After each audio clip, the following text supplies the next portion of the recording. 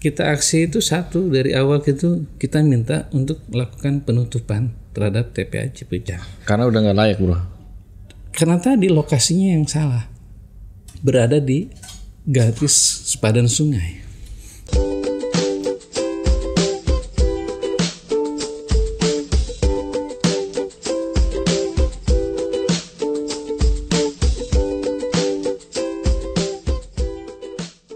Halo guys, kembali lagi bersama gua Firdaus di Respublika Channel. Kali ini gua kedatangan Direktur Bangsa Suci, Bang Ade Yunus Albarjanji. Apa kabar Bang? Alhamdulillah baik Om Firdaus. Udah lama kita nggak ketemu. Baru kali ini nih gue bisa undang beberapa kali gagal. Siap. Tertunda. Yang tertunda. Alhamdulillah bisa hadir. Iya. Tapi gua malam ini mau diskusi tentang tema yang lagi rame nih, soal ambrol ya. Longsornya TPA Cipecang. Gue ngeliat juga lu inten ya di isu ini akhir-akhir ini. Kenapa sih Bang lu mengangkat apa sih TPA Cipecang itu bisa ambrol? Jadi 2016 kita sudah mulai membuka dialog. 2017 sampai di 2018 di Februari kita sampaikan laporan kepada Kejaksaan Negeri. Waktu itu masih gabung dengan Kabupaten Kejari Tangerang. Terkait dengan TPA Cipecang juga, karena Kenapa? kita persoalkan adanya di dekat dengan garis sepadan sungai. Sehingga kita sangat mengkhawatirkan apabila ini keberlangsungannya terus-menerus, maka ada potensi bencana. Nah, salah satunya adalah seperti longsor dan hal-hal yang tidak kita inginkan lainnya, misalkan terjadi kebakaran karena gas metana segala macam. Tapi yang paling sangat kita khawatirkan adalah longsor karena persis berada di garis sepadan sungai. 2018 masih di sekitar bulan Julinya kita segera sampaikan laporan pengaduan lah ya ke Kementerian Lingkungan Hidup bahwa kita sering menemukan, karena kebetulan Bangsa Suci kan persis juga ada di pinggir sungai Cisadane. Dan kebetulan kita memang punya namanya wastrap, alat untuk menjegat sampah di sana. Jadi kita sering menemukan kalau wastrap kita itu banyak sampah nih. Kalau yang saat normal sampah domestiknya itu biasa sangat sedikit lah, seminggu baru kita ambil. Tapi ketika tidak normal sudah masuk rombongan sampahnya begitu banyak ini. Kalau istilah kita namanya ngebesan, sampah yang ngebesan udah rombongan banyak sampai wastrap kita penuh. Nah biasanya ada tim kita namanya Cisadane Ranger Patrol untuk melakukan inspeksi atau patroli. Di mana sumbernya sih gitu? Kok sampah yang banyak banget gitu kan? Akhirnya tim dari Cisadane Ranger Patrol ini kita punya speedboat ya, ada beberapa speedboat di Bangsa Suci, susurin sungai untuk mengetahui sumbernya di mana. Ternyata memang sumbernya adalah dari longsoran TPA. Waktu itu belum di seatbelt. Jadi longsoran ini bukan hanya yang pertama. Jadi sejak kita menyikapi itu udah hampir sekitar 3-4 kali longsor. Cuma ini udah yang mungkin sangat parah ya. Longsor yang terakhir ini sangat parah. Karena ratusan ton yang jatuh gitu menimbun sungai Cisadane. Nah ini kita sudah lama. Jadi bukan hanya baru kemarin, tapi kita sudah lama. Yang kebetulan kita Bangsa Suci kan beradanya di hilir ya. Jadi kalau perjalanan dari Bangsa Suci menuju TPA Cipecang itu kurang lebih sekitar 3 jam. Jadi kenapa kita intens? Karena satu ini kita kebetulan Bangsa Suci kan lebih concernnya di persoalan Sungai Cisadane. Iya. Kelestarian Sungai Cisadane. Nah kita tahu masyarakat Tangerang Raya ini sangat sekali bergantung terhadap Sungai Cisadane. Karena kebutuhan baku mutu airnya kan dari Sungai Cisadane. Baik PDAM TKR, PDAM Tirta Benteng, Aetra sekalipun, sumbernya kan baku airnya dari Sungai Cisadane. Nah kalau Cisadanenya kotor, kalau Cisadanenya terkena limbah, maka juga berpotensi dalam pengolahan airnya kayak gitu. Nah ini maka kenapa kita memiliki kepentingan untuk meminimalisir potensi-potensi tadi, limbah, potensi sampah yang mengalir di sungai gitu. Kalau untuk membersihkan rasanya tidak mungkin, tapi kalau paling tidak kita meminimalisir terjadinya tadi penumpukan sampah, pencemaran terhadap limbah. Nah ini kita yang di hilir ini yang terkena dampak terhadap longsoran daripada TPA Cipejang tersebut. Sampai pengaduan kita di 2018 ke Kementerian Lingkungan Hidup juga belum dapat respon yang baik dah ya. Terus juga belum ada kabar atau informasi perkembangan seperti apa saat itu. Sehingga di 2019 Februari masih bertepatan dengan Hari Peduli Sampah Nasional kita aksi. Jadi beruntun tuh rangkaian itu. Kita aksi di TPA Cipejang. Kita aksi itu satu dari awal kita minta untuk melakukan penutupan terhadap TPA Cipejang. Karena udah nggak layak, bro. Karena tadi lokasinya yang salah, berada di garis sepadan sungai. Jadi kalau bukan hanya LGPP, di Permen PUPR aja nomor 28 tahun 2015 itu namanya garis sepadan sungai, tidak ada peruntukan untuk TPA, Pak. Nggak ada. Berarti dari awalnya emang udah nggak layak ya? Secara lokasi sudah tidak layak karena berada di garis sepadan sungai. Nggak, artinya gini, yang kemarin itu longsor emang sudah diprediksi jauh-jauh hari, tinggal nunggu waktu, bro ya. Betul. Dan yang kita dari awal begitu terjadinya longsor, yang kalimat yang pertama kita sampaikan adalah apa yang kita khawatirkan terjadi. Dan itu adalah puncaknya kemarin itu. Dan kita sudah jauh-jauh kita ingatkan bahwa nanti akan terjadi longsor yang sangat luar biasa apabila ini dilakukan terus-menerus penumpukan sampah gitu kan. Apalagi tentang pengelolaannya yang tidak baik misalkan. Kan kalau misalkan sampah kena hujan, kalau rongga-rongganya tidak dilakukan pemadatan, maka kan ada terjadi namanya di situ water table istilahnya. Ada permukaan air di tengah-tengah itu. Nah kalau terus-menerus itu kan menjadi berat. Maka akan terjadi longsor kayak gitu. Nah ini yang kita khawatirkan sejak dari dulu kayak gitu. Walaupun kan sudah ditembok tuh ya. Iya, seat pile itu. Dan baru berapa bulan kalau saya baca di beberapa berita itu seat pile-nya nggak ada setahun ya, dengan anggaran fantastis. Itu memang walaupun ditampung seat pile bagaimanapun juga emang nggak bakalan bisa nahan ya. Iya, saya kasih contoh ya. Wash trap kita Om Firdaus di Bangsa Suci itu kedalamannya untuk ngecor ke bawah 30 meter. Itu baru kita menemukan namanya tanah asli. Seat pile kita tuh penopang, jadi kan kita pasang seling ya. Seling ini di sini pakai penopang, kayak gitu kita cor ke bawah itu 30 meter. Dan itu roboh. Kedalaman 30 meter. Nah saya baca seat pile yang dilaksanakan di TPA itu cuma 11 meter. 11 meter? Iya, jadi bagaimana tidak akan terjadi longsor? Kita yang 30 meter aja kena arus, termasuk yang kemarin kena sampah dari Cipejang, ya terbawa. Itu nggak ada beban yang berat itu tidak, ya? Tidak ada sampah ya? Ada sampah. Cuma ada sebanyak di Cisadane, tidak sebanyak di Cipejang kan kita sampah yang nyangkut di wash trap saja. Apa nggak dihitung itu sama kontraktornya itu kalau cuma hanya 11 meter? Jadi persoalan Cipejang ini yang kita sikapin tadi persoalan lokasi sudah salah karena tidak sesuai dengan Permen PUPR 28 2015. Lalu berikutnya yang kita persoalkan terkait tadi pengelolaan sampahnya. Kalau pengelolaan sampah kan di Undang-Undang Nomor 18 Tahun 2008 tentang pengelolaan sampah pasal 40 ayat 1, 41 ayat 1 juga di situ jelaskan kalau pengelolaannya tidak sesuai dengan prosedural, dengan mekanisme aturan pengelolaan dan tidak boleh lakukan open dumping misalkan. Nah, itu akan kalau misalkan itu tidak dilakukan prosedural tentang pengelolaan sampahnya bisa dikenakan sanksi, Pak. Di pasal 40 dan pasal 41 ayat 1 itu adanya kelalaian misalkan. Ini masuk kategori pelanggaran nggak sih? Dugaan pelanggaran. Pelanggarannya di mana? Itu di pelanggarannya di tentang pengelolaannya. Ada kelalaian di situ.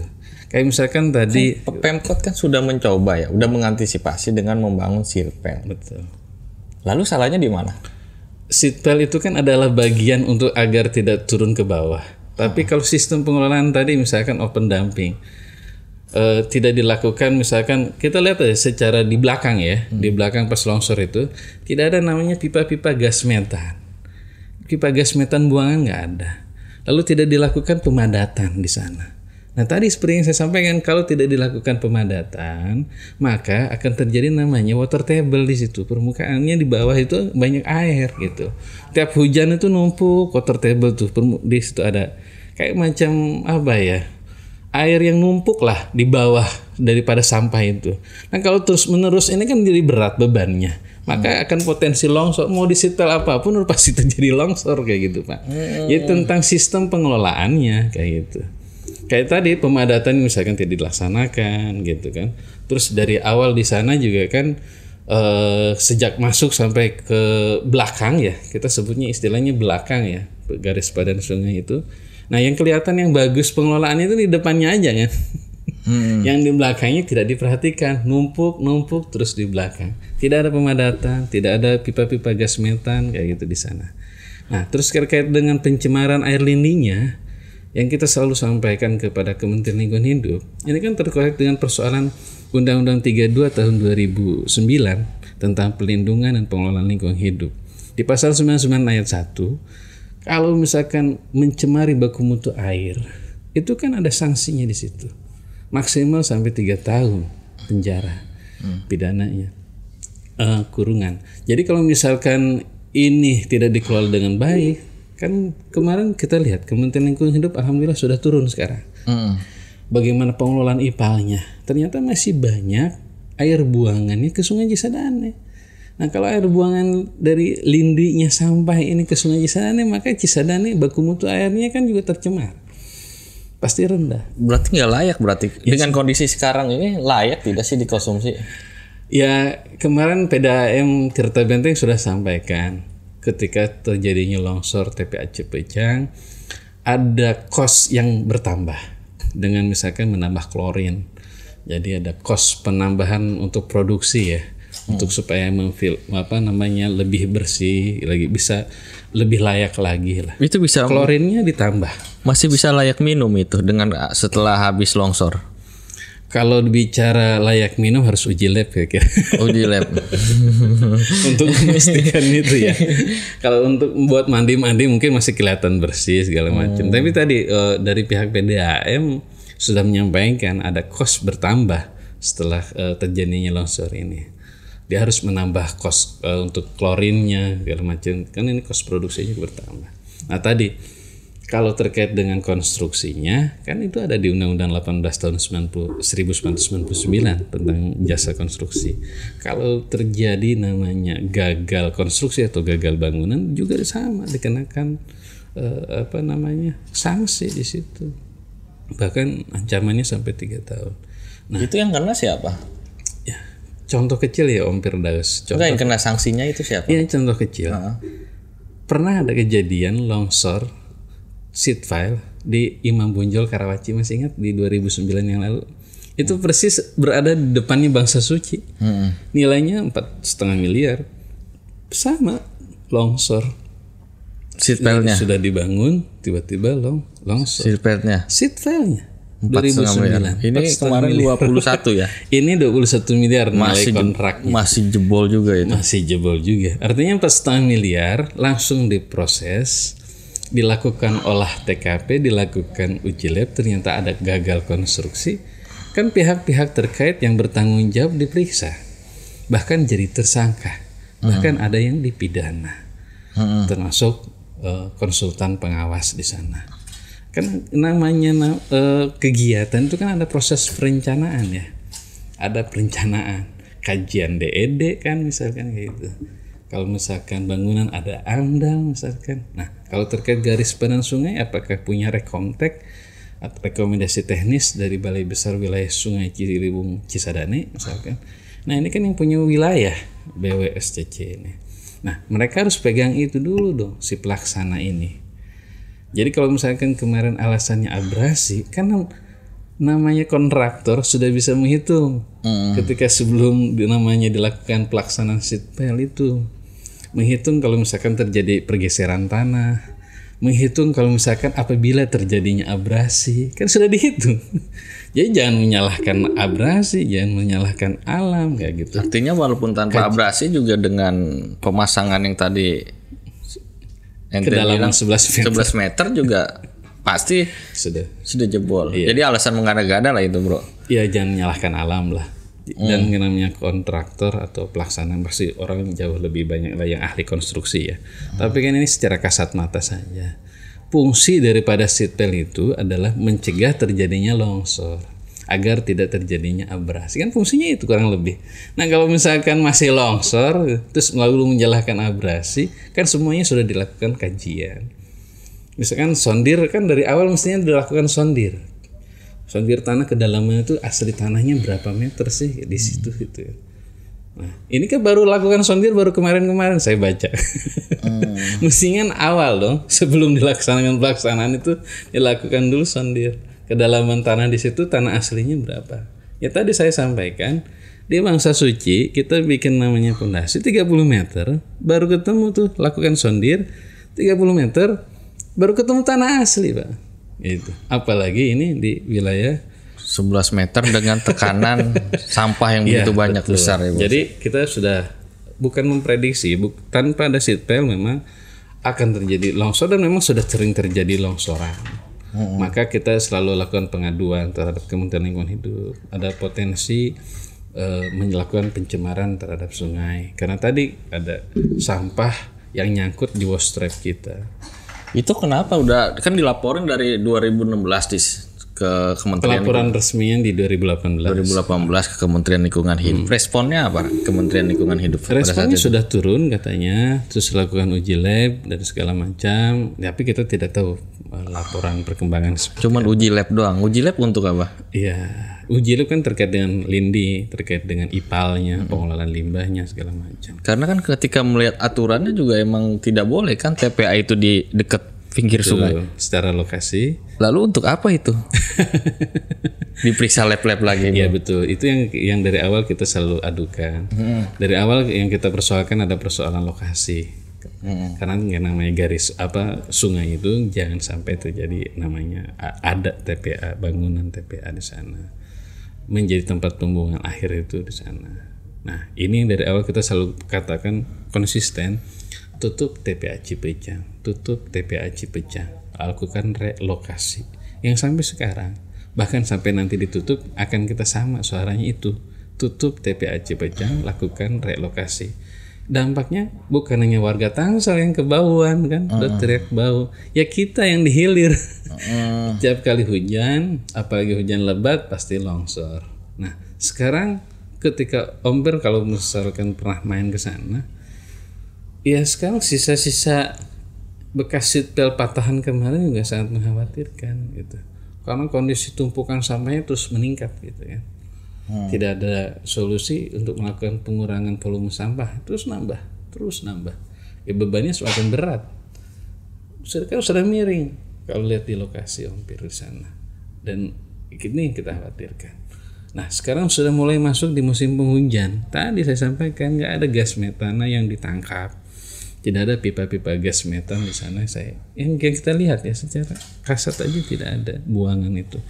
Kalau misalkan gas metana tidak ditangkap, tidak ada lakukan pembuangan pipa segala macam, kan sangat mengkhawatirkan. Ketika musim panas bisa terjadi kebakaran, bahkan yang lebih parah lagi bisa terjadi peledak kan. Seperti makanya saya selalu sampaikan apa yang terjadi di TPA Lewi Gajah yang meninggal yang menelan korban ratusan jiwa menjadi pelajaran untuk kita agar tidak terjadi di TPA Cipecang.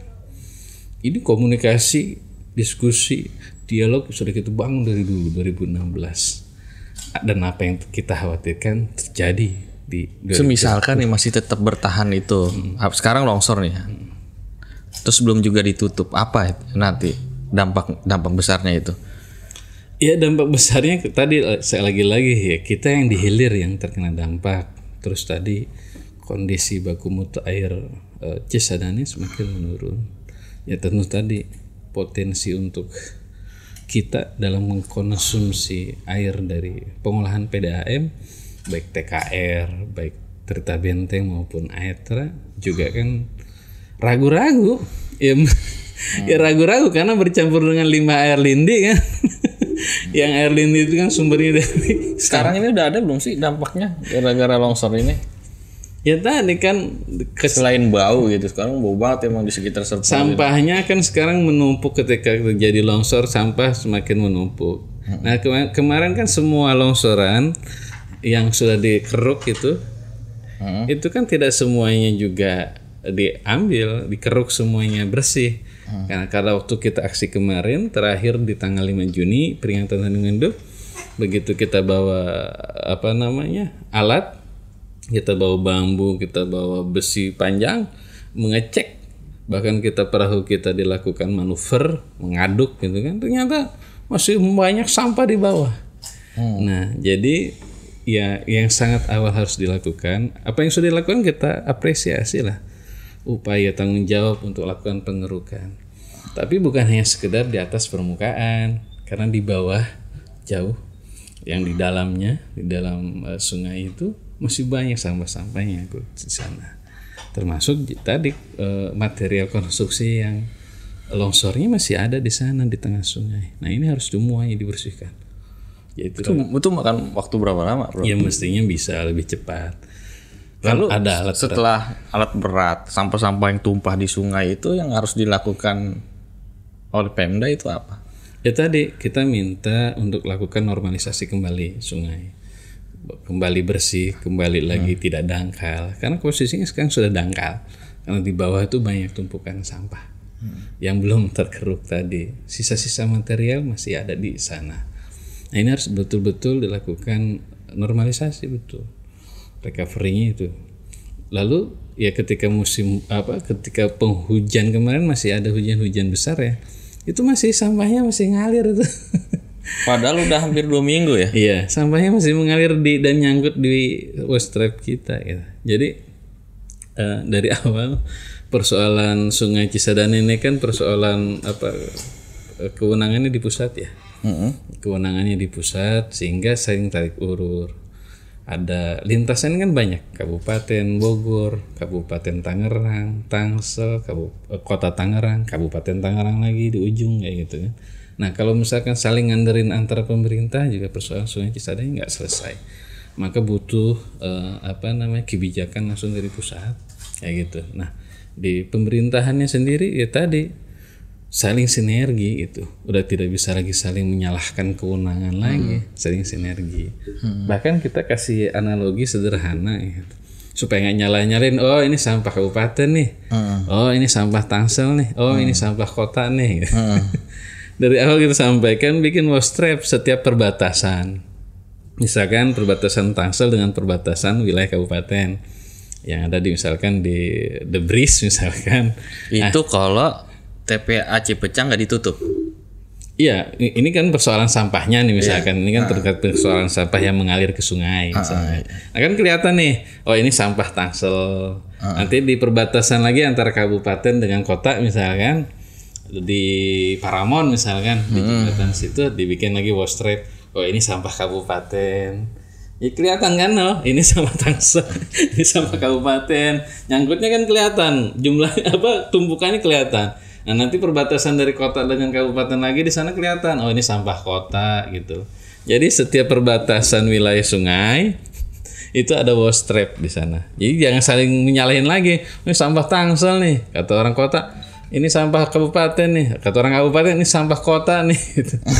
Jadi kewenangannya tadi ditarik, ini kan kewenangan sungai adanya di pusat.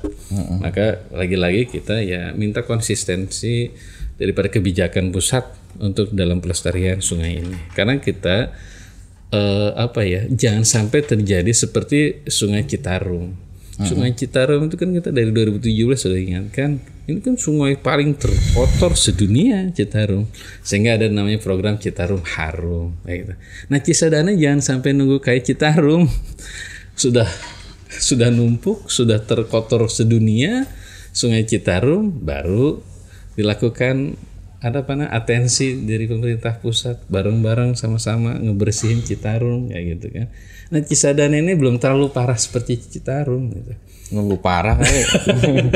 Ya mumpung belum parah, Sungai Cisadane ini ya tadi apa nggak ada kekuatan sebenarnya pusat ketika bisa menekan Pemda untuk segera solusinya kan segera ditutup kan. Ya kebijakan itu kan terkait dengan regulasi ya. Regulasi. Nah maka regulasi kewenangan adanya kan di pusat. Nah maka kita minta pusat ini tadi melakukan upaya-upaya preventif agar tidak terjadi seperti Sungai Citarum. Paling itu aja yang bisa dilakukan bro ya. Iya. Kalau untuk menutup kayaknya susah dah. Untuk menutup apa? Cipecang. Dari awal kita minta relokasi ya, supaya tidak yang penting adalah kita tidak berada di garis sepadan sungai. Karena potensinya terjadi longsor sangat. Itu kan semakin menumpuk, bagaimana mungkin, nggak mungkin lah kan. Pasti sampah itu akan ke sepadan kan, garis sepadan dengan kondisi sampah kan kian hari kian banyak. Yang kedua pengelolaan sampahnya itu mau seperti apa belum bisa maksimal kan? Dialog yang kita lakukan di 2016, 2017, 2018 cuma agak tertutup ya. Dengan Tangsel ini agak tertutup dalam artian kami belum melakukan komunikasinya secara baik lah. Maksudnya kita harapkan si sumber sampahnya itu bisa habis di sumber zero waste itu kan. Jadi tidak ada banyak sampah yang dibuang ke TPA. Misalkan di tiap TPST saja sudah habis di situ pengelolaannya. Karena sebenarnya kalau bicara sampah ya Om Firdaus, tidak ada yang kebuang sampah itu. Misalkan di rumah ya, di rumah itu kita punya namanya sisa makanan, sisa makanan dari bekas sayuran, sisa tulang segala macam. Itu kan biasa kalau nyuci piring ya, itu kan dipisahin tuh ya sisa sampah itu. Nah itu namanya sampah organik. Nah, kalau misalkan sampah bekas plastik, bekas COD-an ya, kardus segala macam, mesin sepatu segala macam. Nah itu kalau dipilah, itu tidak ada yang terbuang kok. Sampah plastik, sampah kardus segala macam dipilah dari rumahnya saja. Ini kalau misalkan dilakukan edukasinya dengan benar, dilakukan dari rumah gitu ya. Ini kan kita pengen zero waste itu sumbernya dari rumah kayak gitu. Nggak ada yang kebuang kok. Kan ada program bank sampah itu bro. Ya itu tadi. Nah, program ini kita pengen tahu efektivitasnya sejauh mana. Ini yang kita pengen dialog dari awal supaya ini kita bisa sama-sama lah. Persoalan sampah ini kan bukan saling menyalahkan. Persoalan sampah ini tentang mencari solusi. Bagaimana menyelesaikan dari sumbernya gitu. Dan kita dari teman-teman di Bangsa Suci gitu kan. Teman semuanya gitu loh yang bermain atau yang berkunjung ke Bangsa Suci kita lakukan edukasi supaya untuk mengurangi sampah agar tidak dibuang semuanya. Tadi semua sampah itu sebetulnya tidak ada yang harus dibuang. Sisa tadi misalkan habis makan, nyuci piring itu jadi sampah organik. Sampah organik lalu dikeringkan itu menjadi pupuk organik. Pupuk organik pupuknya bisa buat tanaman di depan rumahnya. Nah terus yang tadi misalkan botol plastik, kardus kalau dipilah punya nilai ekonomis Pak di situ. Ya nggak ada yang kebuang. Persoalannya kan bisa nggak kita melakukan hal itu? Habit kan ini kembali lagi kepada habit kebiasaan kita. Ya, masyarakat kita kan sukanya yang ada sampah udah buang ntar kita bayar 30.000 uang lingkungan beres.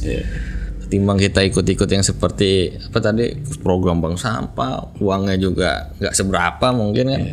Kayak gitu. Jadi menurut gua ada banyak lah persoalan di dalam sampah ini yang sulit untuk bisa diselesaikan.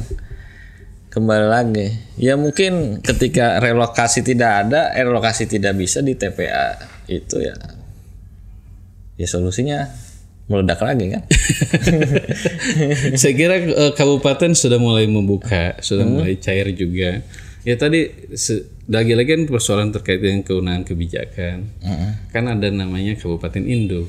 Nah kalau komunikasinya baik dengan Kabupaten Induk, saya kira kan banyak tanah kabupaten di Tangsel juga bisa lakukan ruslah. Masih banyak kok tanah-tanah yang bisa diruslah lah, yang layak, yang pasti tidak berada di garis sepadan sungai.